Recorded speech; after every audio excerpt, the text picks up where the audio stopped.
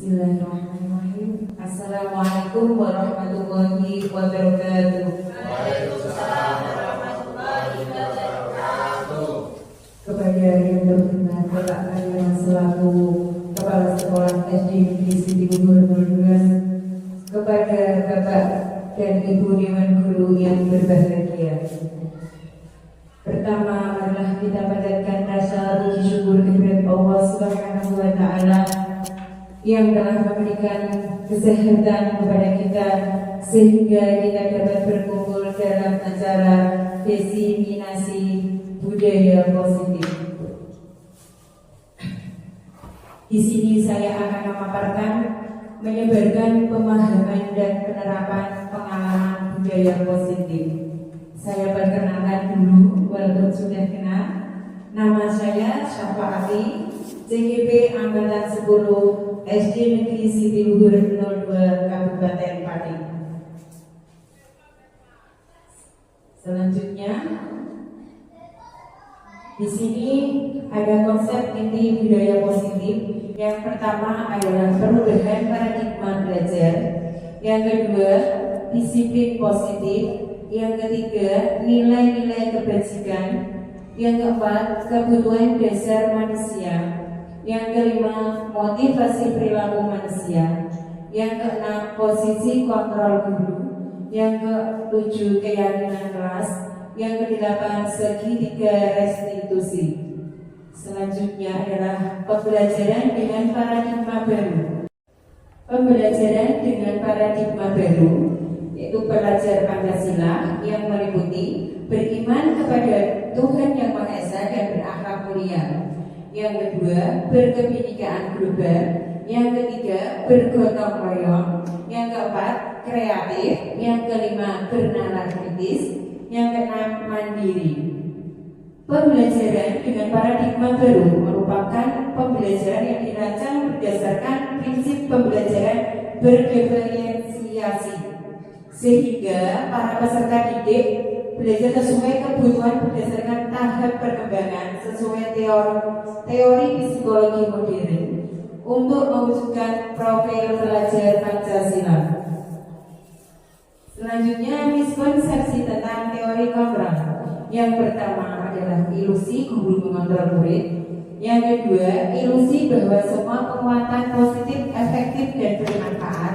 Yang ketiga, ilusi bahwa kritik dan membuat rasa bersalah mampu menguatkan karakter. Selanjutnya adalah mengubah paradigma stimulus respon ke pendekatan teori kontrol. Stimulus respon yang pertama adalah realitas atau kebutuhan kita sama. Sedangkan kalau teori kontrol adalah realitas atau kebutuhan kita berbeda. Yang kedua, semua orang melihat yang sama. Sedangkan teori kontrol adalah setiap orang memiliki gambaran yang berbeda. Ketiga, stimulus respon yang ketiga adalah kita mencoba mengubah orang agar berpandangan sama dengan kita. Sedangkan kalau teori kontrol adalah kita harus memahami pandangan orang lain tentang dunia. Stimulus respon yang keempat, perilaku buruk dilihat sebagai suatu kesalahan. Sedangkan teori kontrol adalah semua perilaku memiliki tujuan. Yang kelima, stimulus respon yang kelima adalah orang lain bisa mengontrol saya. Sedangkan teori kontrol adalah hanya Anda yang bisa mengontrol diri Anda. Yang keenam, adalah saya bisa mengontrol orang lain. Teori kontrolnya, Anda tidak bisa mengontrol orang lain. Stimulus respon yang ketujuh adalah pemaksaan ada pada saat rujukan gagal. Teori kontrol adalah kolaborasi dan konsensus menciptakan pilihan-pilihan baru.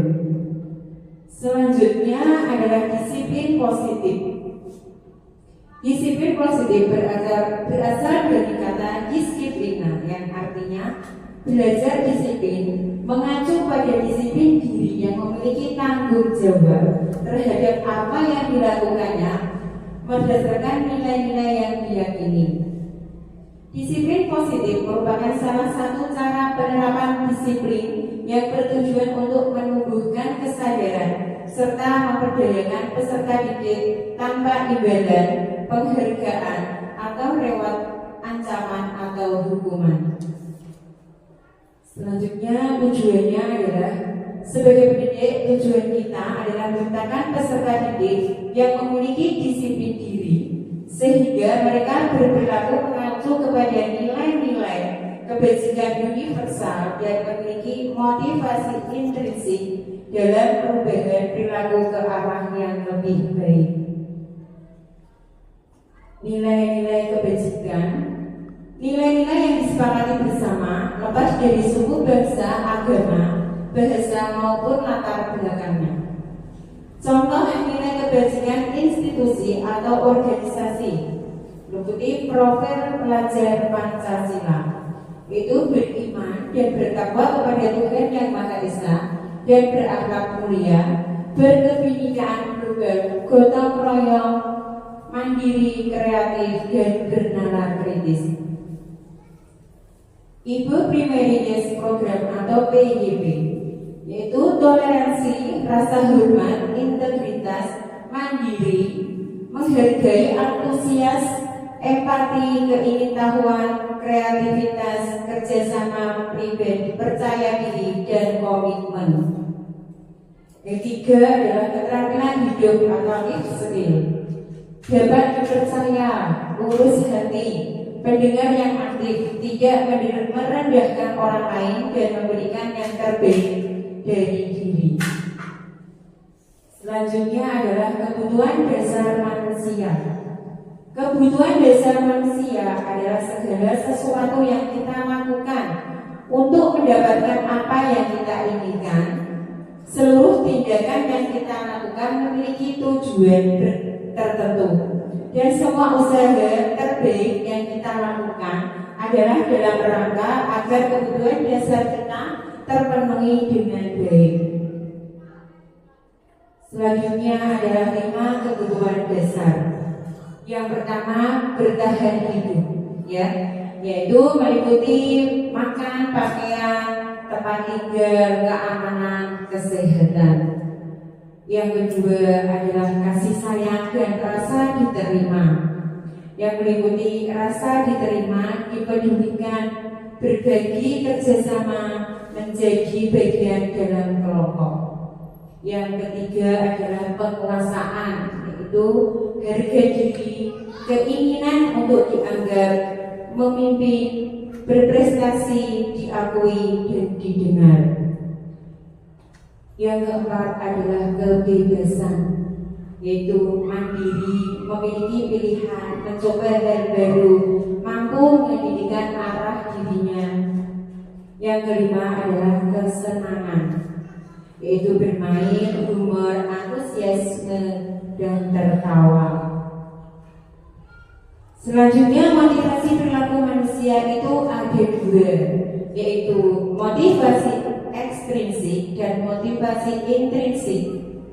Motivasi ekstrinsik yaitu satu, untuk menghindari ketidaknyamanan atau hukuman. Yang kedua, untuk mendapatkan imbalan. Motivasi perilaku yang kedua, motivasi intrinsik, adalah untuk menjadi orang yang mereka inginkan dan menghargai diri sendiri dan nilai-nilai yang mereka percaya. Selanjutnya adalah hukuman, konsekuensi, restitusi. Hukuman adalah tidak terencana atau tiba-tiba, murid tidak tahu apa yang akan terjadi. Konsekuensi terencana atau disepakati sesuai peraturan, murid tetap dibuat tidak nyaman. Sikap guru selalu memonitor murid. Yang ketiga adalah restitusi, adalah proses menciptakan kondisi bagi murid untuk memperbaiki kesalahan. Proses kolaboratif yang mengajarkan murid untuk mencari solusi sendiri. Selanjutnya adalah 5 posisi kontrol. Yang pertama sebagai penghukum, yang kedua pembuat merasa bersalah, yang ketiga pemantau, yang keempat teman, yang kelima manajer. Contoh penerapan 5 posisi kontrol. Kasus siswa makan jajan saat pembelajaran.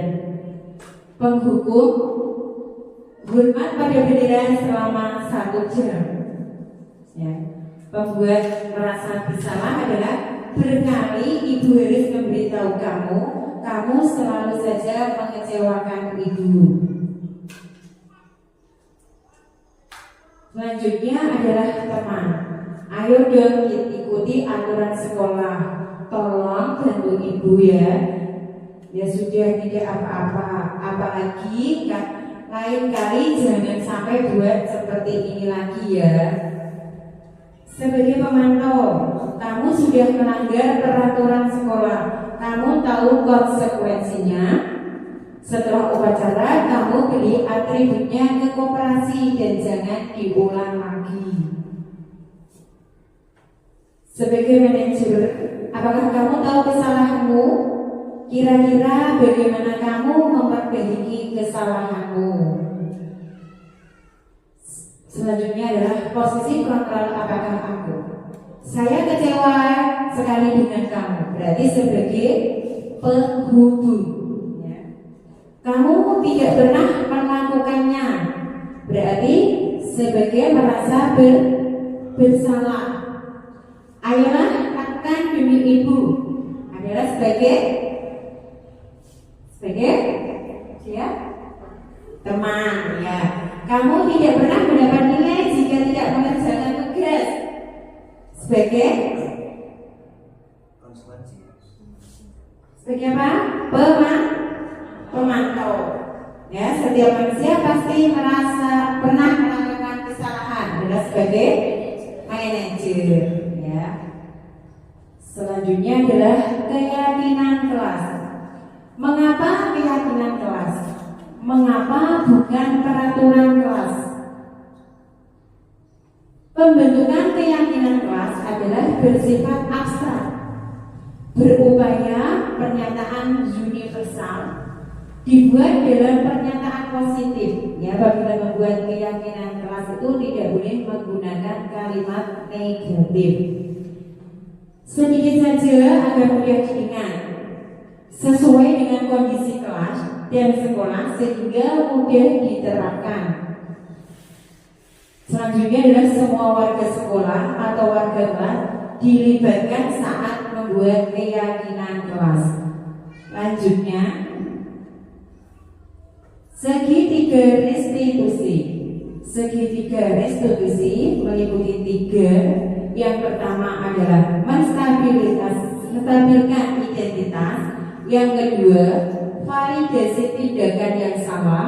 Yang ketiga, menanyakan keyakinan. Segitiga restitusi adalah satu proses dialog yang dijalankan oleh guru agar dapat menghasilkan murid yang mandiri dan bertanggung jawab. Selanjutnya adalah menstabilkan identitas.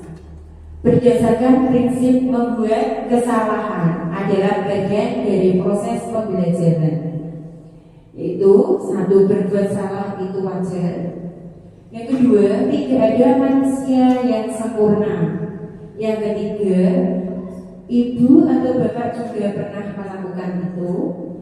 Yang keempat, ibu atau bapak tidak mau mencari siapa yang salah, tapi bapak ingin mencari solusi dari permasalahan.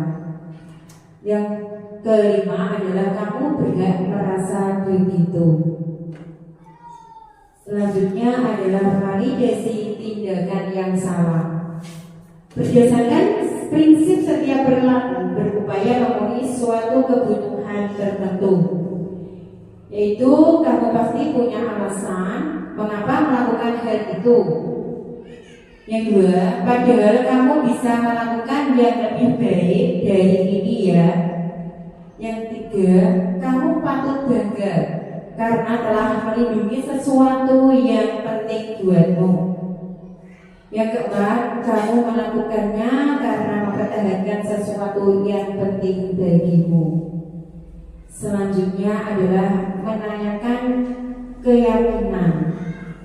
Berdasarkan prinsip teori kontrol bahwa pada dasarnya kita termotivasi secara intrinsik, yaitu apa keyakinan kelas itu, nilai apa yang telah disepakati bersama, seperti apa gambaran sebuah kelas yang ideal menurut kamu.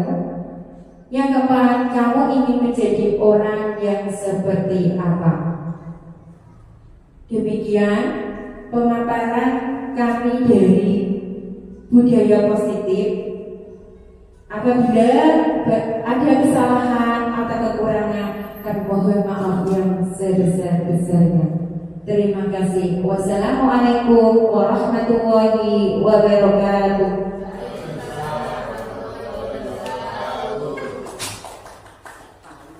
Apakah kamu tahu kamu dipanggil guru ke sini? Makan saat jam pelajaran. Ya, makan adalah kebutuhan pokok, tapi kita juga harus mengetahui tempat dan waktu. Di jam pelajaran kita tidak boleh makan di dalam kelas, mengerti? Iya Bu, mengerti. Melakukan kesalahan adalah manusiawi, tapi kita tidak boleh melakukan kesalahan yang sama di lain waktu. Iya Bu. Kamu kenapa di kelas? Apa kamu belum sarapan? Belum Bu, saya belum.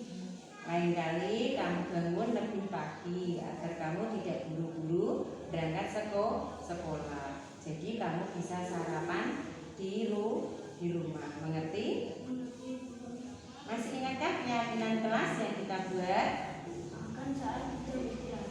Iya, jadi kita belum waktu istirahat tidak boleh makan dan minum di dalam kelas. Iya Bu, terima kasih. Ya, silahkan kembali ke kelas. Assalamualaikum warahmatullahi wabarakatuh. Waalaikumsalam warahmatullahi wabarakatuh. Selamat pagi anak-anak. Pagi. Apa kabar? Alhamdulillah, luar biasa. Allahu Akbar. Yes. Apakah hari ini ada yang tidak masuk? Ada. Kenapa? Sakit. Ya, kita doakan ya, semoga cepat sembuh dan bisa mengikuti pelajaran seperti semula. Ya, sebelum membuat keyakinan kelas, kita tepuk semangat dulu biar tambah semangat. Tepuk semangat.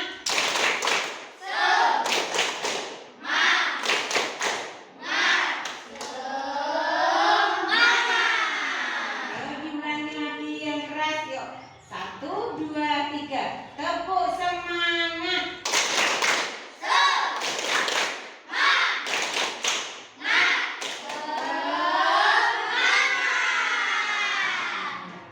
Hari ini kita akan membuat keyakinan kelas. Apa itu keyakinan kelas? Keyakinan kelas adalah kesepakatan yang kita buat bersama, baik secara tertulis maupun tersurat. Ya, kita membuat kesepakatan kelas harus dengan kalimat positif. Kita tidak boleh menggunakan kalimat negatif. Contohnya, tidak boleh membuang sampah sembarangan. Itu adalah kalimat negatif. positif, yaitu membuang sampah pada tempatnya.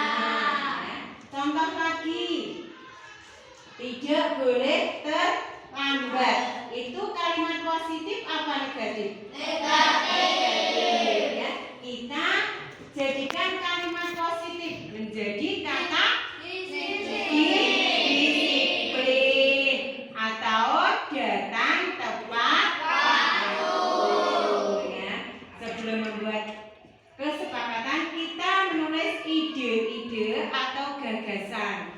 Ya, Bu Guru akan memberikan kalian kertas. Nanti tulis ide atau gagasan kalian di dalam kertas ini, ya. Setelah ditulis, nanti kamu tempel di sini. Ya, gagasan atau ide kalian ditulis di sini. Ya, ini Bu Guru bagi. Nanti ditulis di kertas.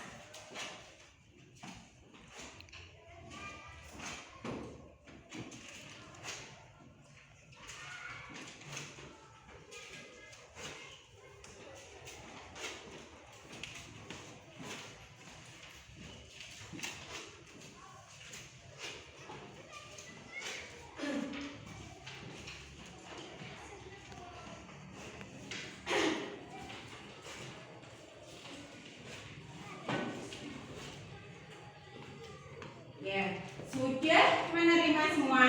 Sudah. Ya, yang di sini ditulisi, nanti ditempel di sini. Ayo sekarang silahkan menulis gagasan atau ide kalian.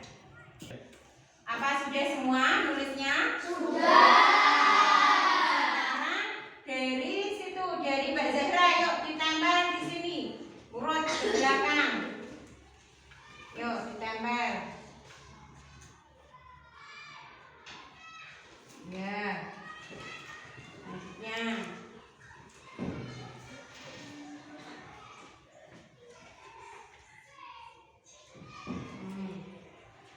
Yuk langsung.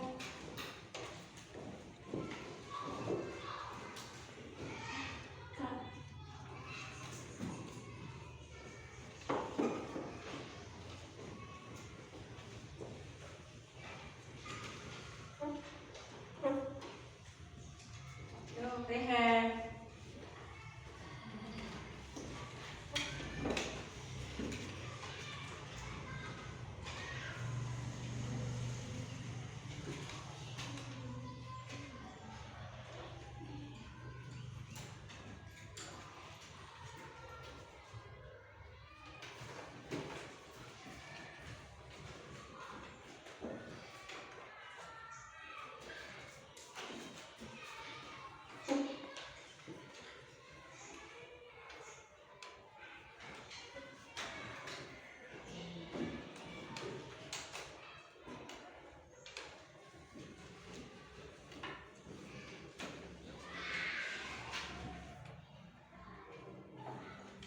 Ayo lanjutnya.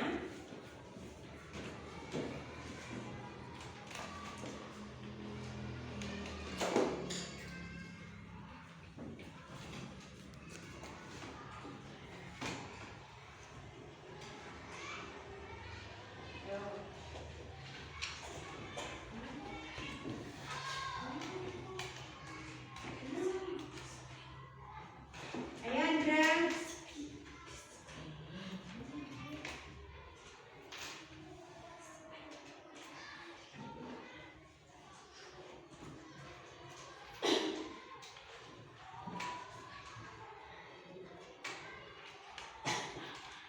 Ayo yang terakhir. Udah belum?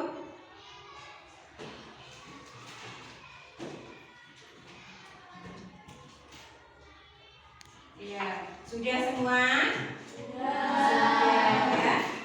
Sekarang akan Bu Guru bacakan. Ada disiplin, ada mandiri, ada saling menghormati, ada menjaga kebersihan.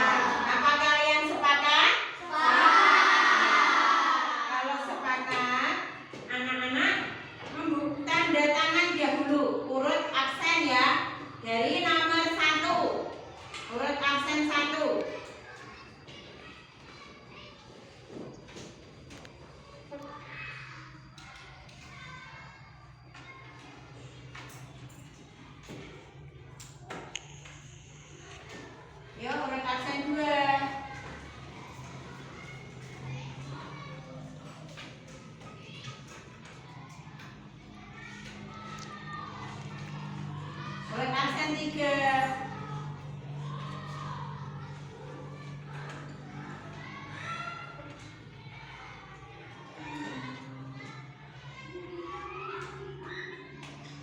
Selanjutnya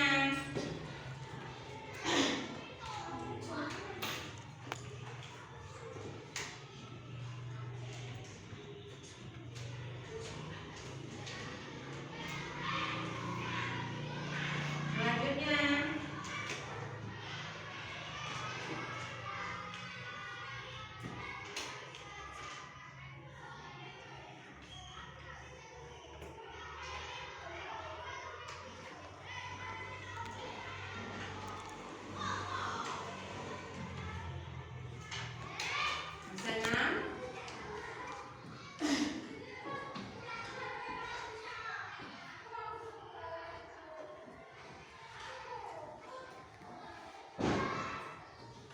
Selanjutnya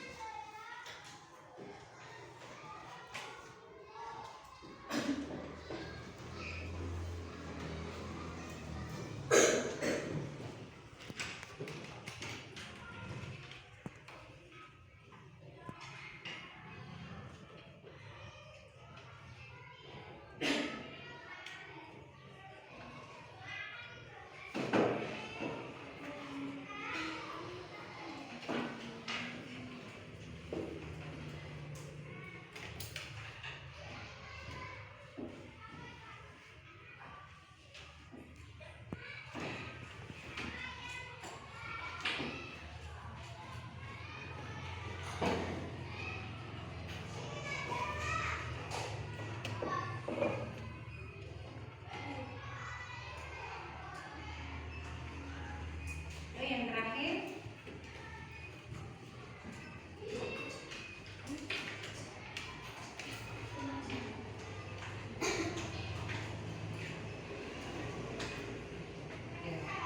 oke semua ya.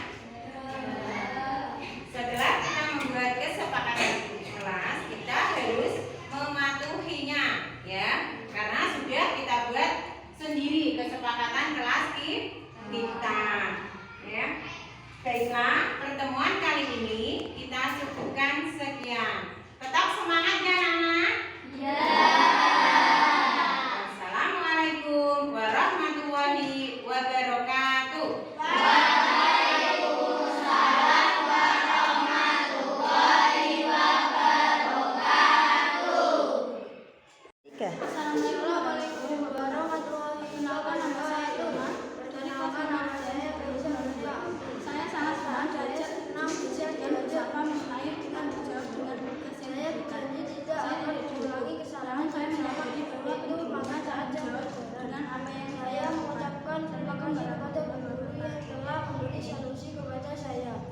Waalaikumsalam